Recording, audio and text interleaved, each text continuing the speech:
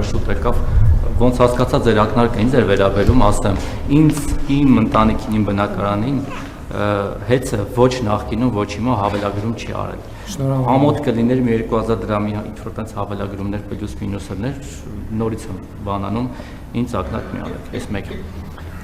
Երեք հակակոռուպցիոն կոմիտեն 5 թե 6 խիստ վտանգավոր հանցագործի ձերբակալեց, որոնցից 3-ը նախկին պաշտոնյաներ էին Արման Սահակյանը,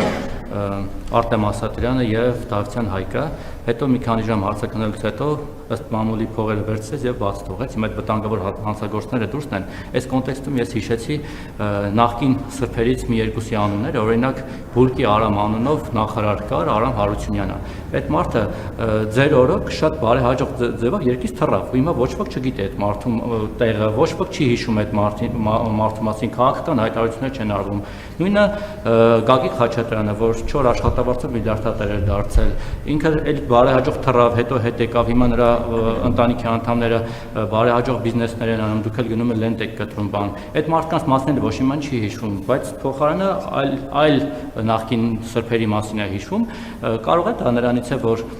քաղաքական հայտ չեն ներկայացրել, ընդդիմադիր բաներ հայտարարություններ չեն անում, դրա համար դուք չեք հիշում, սա իմիջիալոց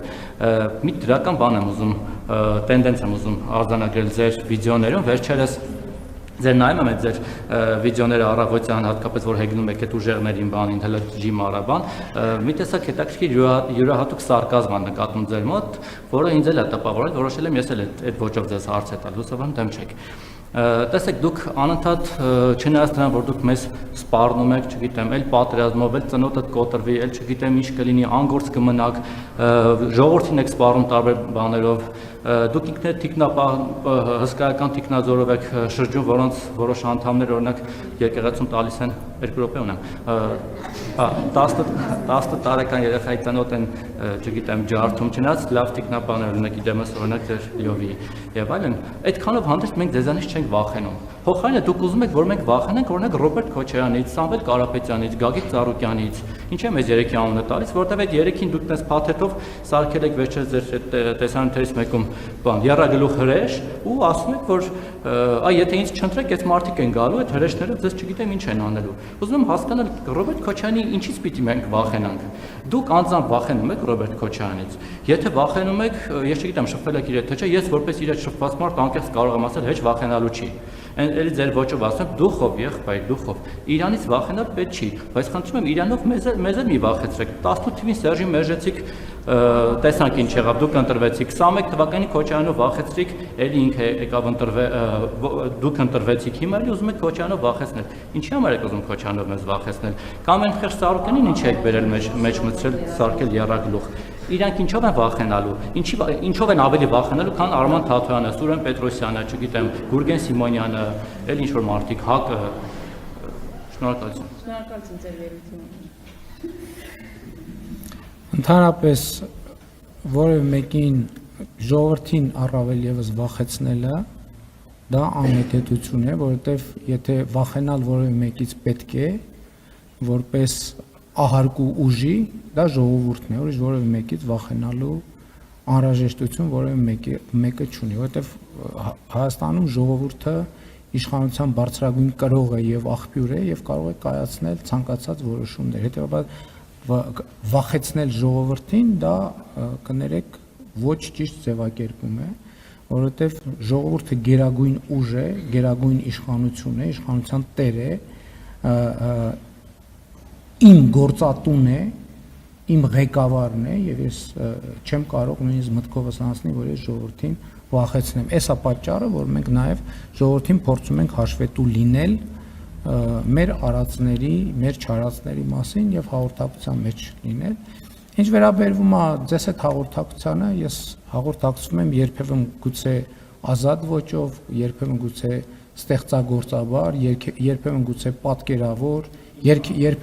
երբեմն գուցե էմոցիոնալ, բայց ես չեմ հիշում, որ ես ձեզ սպառնացած լինեմ ծնոտ ջարդելով, ես ընդհակառակը հիշատակել եմ այն դեպքը, որի մասին դուք ինքներդ եք պատմել, ես այդտեղ ներկա չեմ եղել, կներեք,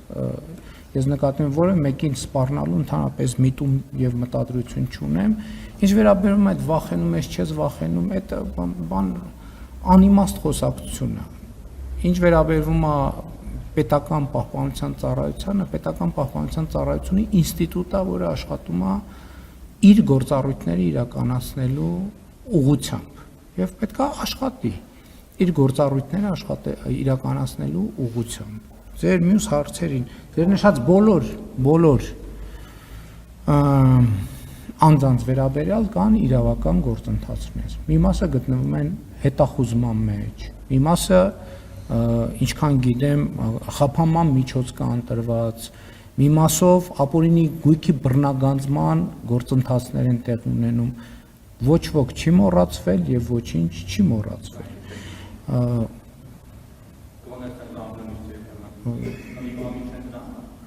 Իսկ ով ասում ընդդիմադիր չեն։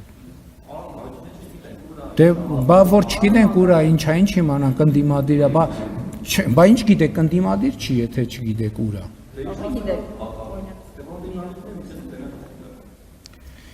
Ինչ վերաբերվում է ձեր առաջին հարցին, ուզում եմ ուշադրություն հրավիրել, որ